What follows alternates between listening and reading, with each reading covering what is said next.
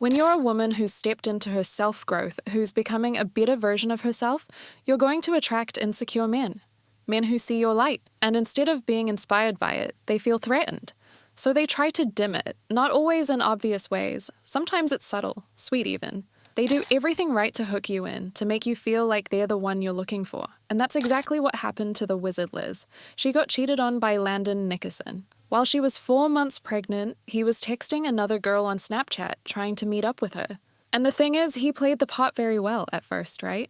He said all the right things, did all the right things. He really made it look like he was the one she had been waiting for. But once a man feels like he's secured you, once he senses that you love him more than he loves you, that's often when his true self starts to show. And what's wild is that Liz knew something was off. She mentioned in her Instagram story post that there were red flags. She said there were signs there that she ignored. Her intuition has been screaming at her the whole time, but I feel like she loved him too much to believe her intuition, and that's where we always go wrong as ladies. We don't listen to our intuition, and a lot of this stuff could be avoided if only we listened to that inner voice. If only we stopped ignoring the red flags. Because I believe that if a man is going to cheat on you, there are always signs from the beginning. And trust me, I'm talking from experience here. Every time I ignored the red flags, I got hurt. I've been there. I've ignored my gut so many times just because I wanted things to work out, or maybe because I was scared to face the truth for what it really was.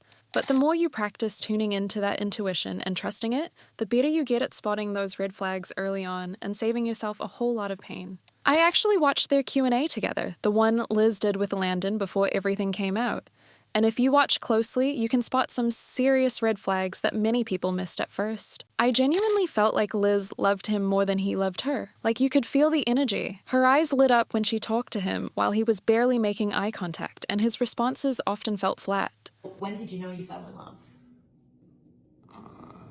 I don't know how to even say it. When did you know you fell in love? I love it. I love it. I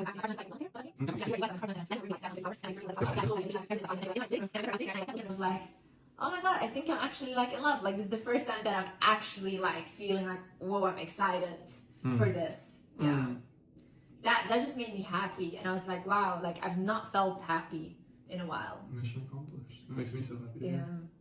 It also really seemed to me that he was insecure and felt inferior to her. He knew she saw him as beneath her. And when a man feels that way, resentment can build up over time, which often leads to him acting out, exposing his insecurities, and eventually cheating. There were also a lot of moments that showed how much he love-bombed her early on. He told her he loved her and wanted to marry her within 36 hours of meeting. And just 2 weeks in, he showed up with 750 flowers. I mean, it's a little excessive, right?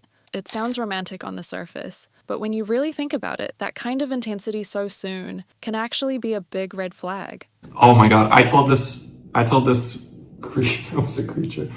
Creature. This thing over here. I told this woman that I loved her within 36 hours of knowing her, and I literally told her within 36 hours, I was like, look, this is gonna sound like a lot, and I'm sorry, because I know it's weird, but I know I'm supposed to marry you, and that's weird as heck, but is what it is. And I was like, great.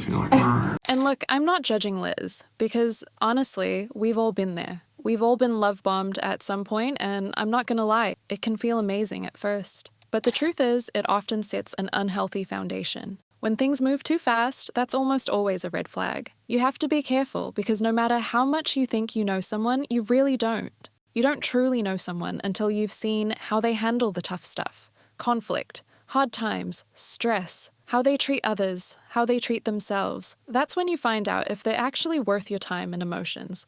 And I'm not saying you have to date someone for 10 years before marrying them. That's totally your call. But what I am saying is that it's wise to wait it out a bit. And honestly, I've had to learn that the hard way.